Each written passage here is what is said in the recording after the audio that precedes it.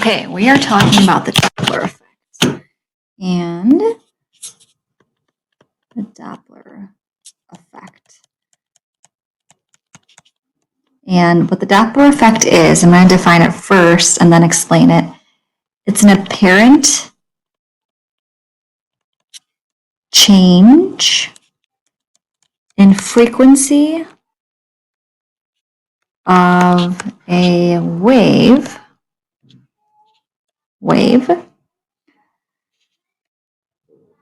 caused by relative motion between the source of the wave and the observer. Okay, by relative motion, that just means that between the two of those things, there's movement between them. So what wouldn't be relative motion is if you were on a train and that train is moving 50 miles per hour. Because you were on the train, you were also moving 50 miles per hour. Okay, so there's no relative motion between you and that object that's making that noise. So the thing that's making the noise, we call it the source.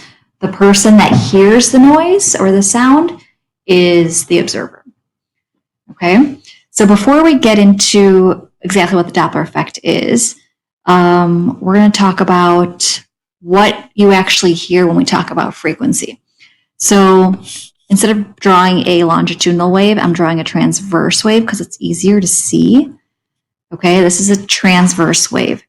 And when there's a change in the amplitude, this is the amplitude, what you hear for amplitude is the loudness. Loudness. That's how loud it is. So when you get an amplifier or you're close to an amp at a concert, you really hear that a lot. It's amplifying the music. It's making it louder. Okay. If we have a change in frequency, so a change in frequency would mean that the wave is more frequent. Okay. And what you actually hear when you hear frequency is you hear a change in pitch. So the greater the frequency, the higher the pitch. Okay, so that's what we're talking about. So let's say I have a police car. Okay, and this police car, the sirens are on, and when the sirens are on, it's emitting sound waves. So I'm going to draw the sound waves, and those waves are longitudinal. Okay, so the longitudinal reminder means that the waves are moving parallel to the wave motion. Okay, the particles are moving parallel to the wave motion. So here's your first sound wave. Here's your next sound wave. And by the way, this police car, I said it already, is stationary. Okay, so these sound waves are pretty evenly, when they're getting emitted evenly, and there's an even space, this is your wavelength, between each sound wave. I'll draw another one. Okay, so my wavelengths are all equal because this thing is stationary. Okay, so now instead, let's say this is stationary, so these wavelengths are all evenly spaced. Let's say in a different scenario. So we have a moving police car. Okay. Here are the sirens. And let's say you're over here and you are the observer. And this obviously is the source. And it's moving towards you. And this might seem like common sense, but this is just an explanation of it. As this is emitting sound waves. It's also moving. So really, as it's moving, the sound waves are kind of catching up with each other. Okay, and I'm not really drawing this well because what's happening is, I'm going to erase some of this, is those waves are getting closer together. Okay, can't erase here.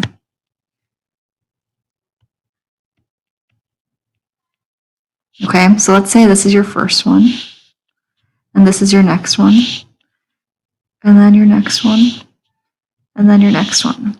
Okay, so these sound waves are getting closer together. So that means the wavelength between each wave is getting smaller. Okay, so because it's kind of catching up with the next wave. Okay, it's getting closer and closer, and what you hear is something a little bit different. So we know this good old equation, and V is the speed of sound. Speed of sound, and that number is fixed, considering that the temperature is probably constant during this time. Speed of sound, that's fixed. If my wavelength is getting smaller, that means my frequency to compensate has to be getting larger. Okay, and a greater frequency is a higher pitch. So as this police car approaches you, you hear a higher frequency. And then as it leaves you, those wavelengths, let's say you're on this side of it now, and those wavelengths, what's happening is they get farther apart from each other. And what you hear is you hear a lower frequency as it goes away. Okay, and that's what the Doppler effect is. It's an apparent change in frequency of the wave caused by a relative motion between the source of the wave and the observer. Okay, so I want you to think about the example I said. Let's say instead of a train, you're in the car with your partner, okay?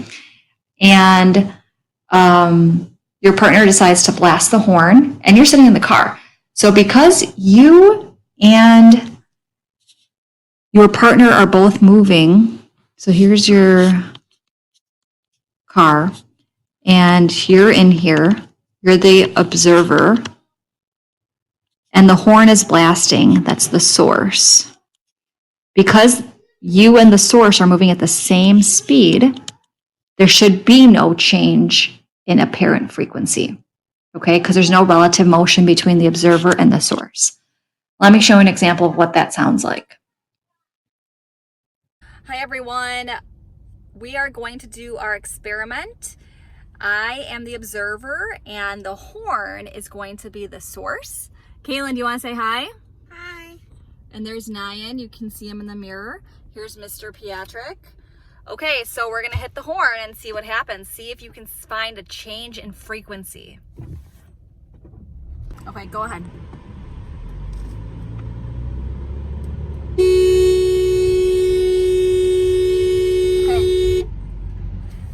Okay, so you saw that, and you saw that I was in the car, and you should have heard no difference between the frequency of the source and what you actually heard. It should have sounded the same because we were moving together as one unit, right?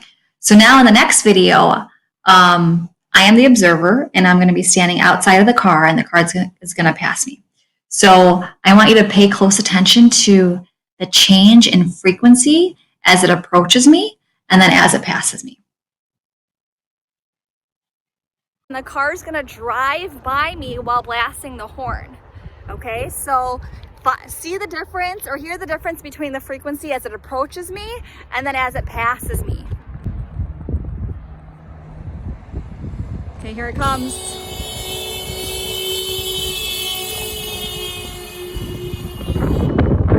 And there it was. You could see the change in frequency. As it approached me, it got higher, and then as it left me, the frequency got lower. Bye. Okay, so similarly, let's say, we could have done this in the car as well, but we didn't. Let's say, here is the car. This is the SUV. I don't know. Don't judge me on my pictures.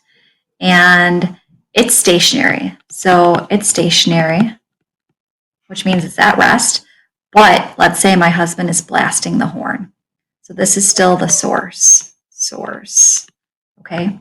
And this time, here I am, I'm the one who's walking towards it, okay? As I walk towards it, it's the same situation, it's pretty much the same concept. As I walk towards it, what I see is I see these waves get bunched up closer together, okay? So whenever two objects get closer together, what we're going to hear is that we're going to hear a higher frequency, okay? But now let's say I pass it. Whenever two objects get farther apart, what the observer will hear is a lower frequency. Okay? I'm going to show you guys a clip from a TV show.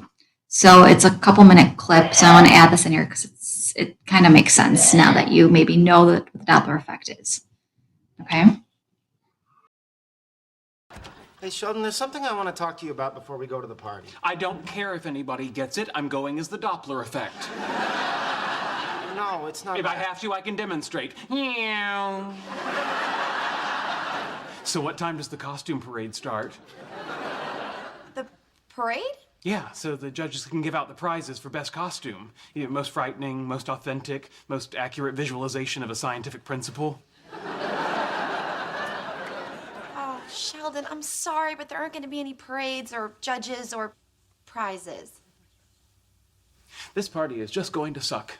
Oh, come on, it's going to be fun, and you all look great. I mean, look at you, Thor, and oh, Peter Pan, that's so cute. Actually, Penny, he's wrong. I'm Peter Pan! I got a handful of pixie dust with your name on it.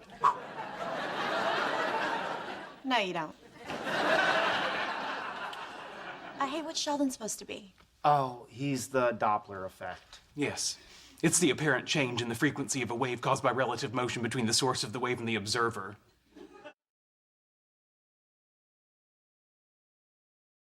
It's the apparent change in the frequency of a wave caused by relative motion between the source of the wave and the observer.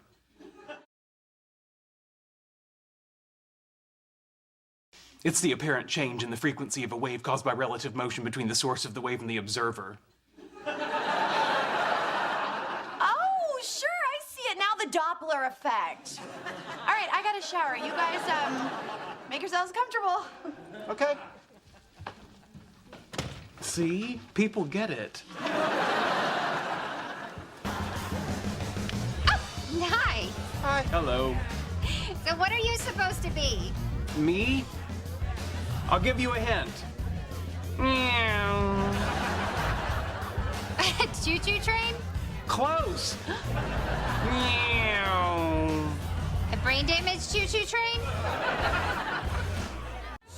Meow. I still don't get it. I'm the Doppler effect. Okay, if that is some sort of learning disability, I think it's very insensitive. Why don't you just tell people you're a zebra? Well, why don't you just tell people you're one of the 7 dwarves? Because I'm Frodo. Yes, well, I'm the Doppler effect. It's the apparent change in the frequency of a wave caused by relative motion between the source of the wave and the observer. Okay, so we're going to wrap up with the equation finally. So what I have here, here is your equation for the Doppler effect. Frequency of the observer equals frequency of the source, V plus or minus V observer, all over V minus or plus V source. Okay, and I'm going to explain everything, so don't worry, don't panic. Okay, so V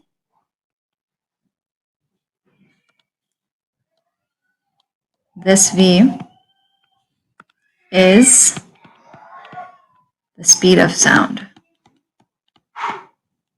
And unless the problem gives you a new speed of sound, we're always going to assume that this speed of sound is going to be 343 meters per second. Okay. The FO, that means frequency of the observer. So this is the frequency the observer hears. Sometimes you'll see this as detected frequency. And this is in hertz. Okay, that's this thing right here. Fs is the frequency of the source. This is the actual frequency. So this is the horn, let's say sirens, or a screaming person who's walking by you, maybe, I don't know. Okay, that is also measured in hertz. Okay. VO, I know we're used to seeing this as V naught, but this is actually the speed of the observer. Okay, how fast is the person who's listening actually moving? Are they stationary or are they moving? Okay, that's in meters per second. And then VS is the speed of the source. How fast is that source moving? Okay, so before we get into more about this, what is up with the plus or minus? Okay, I'm going to erase some of these highlights. What is up with the plus or minus? Okay, so you have to know your math here. This looks like a complicated equation, but it's really not. Okay, if things are getting closer together, if the observer and the source are getting closer together, they are going to hear a higher frequency. Okay, they are going to hear a higher frequency. So let me do this in a different color pen.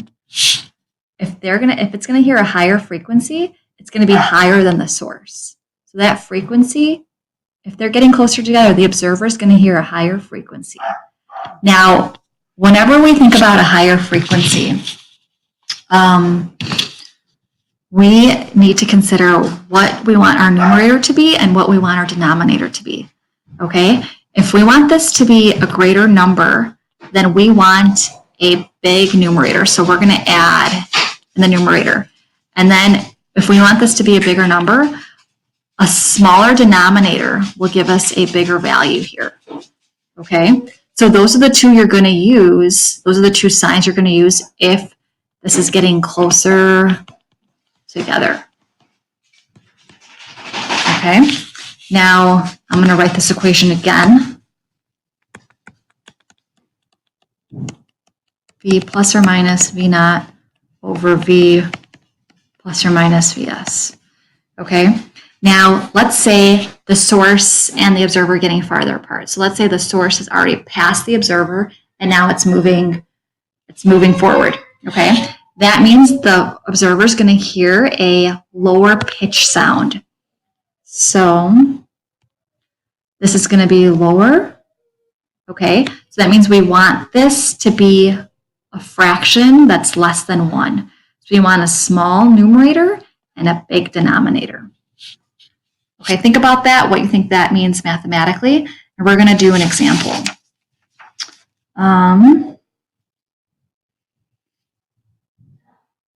Okay, here's your example. Let's say here is a truck, and this truck is traveling at 27 meters per second. Okay, and I have a hitchhiker here. Here they are. They're trying to get a ride. I don't think people do that anymore. That's dangerous. You shouldn't do that. Okay, they're pretty sad they don't have a ride, and they're stuck on the middle of the road. And they're standing there. So standing means that their velocity, if they're at rest or they're stationary, if they're standing there, their velocity, this velocity of this person is 0 meters per second. Okay. The truck is not going to pick up this hitchhiker. They're kind of annoyed that this person is standing on the side of the road. So instead, they're just going to honk their horn. Okay, so they're blasting their horn. Horn. And that horn is blasting at a frequency of 400 hertz. Okay, and this is the source, by the way. Okay, so you have two parts to this question.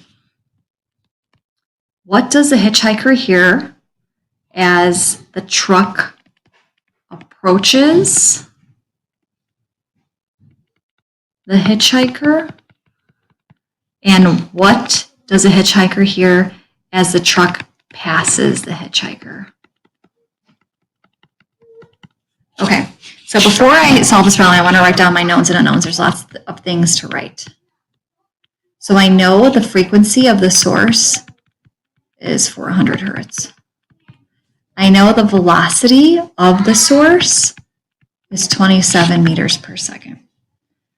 I know the velocity of the observer is 0 meters per second. I know the speed of sound is that 343 number. So I'm looking for the frequency of the observer. And there's two parts. So as it approaches, I know that number is going to be bigger, right? As it approaches, so as it's coming nearer, it's going to be bigger. So here's my equation again.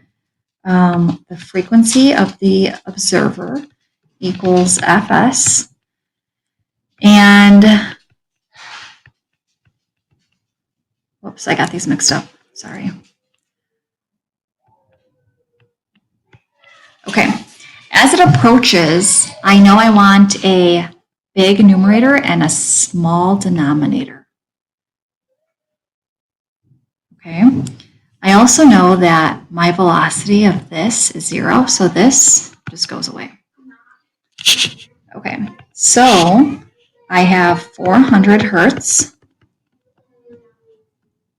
343 meters per second, over 343 minus 27 meters per second. Do the calculation, you should get 434.17 hertz. This makes sense because this number is greater than the observed, than the actual source, and that's what it should be because it's coming closer, so you hear a higher pitch than what's actually happening. Similarly, for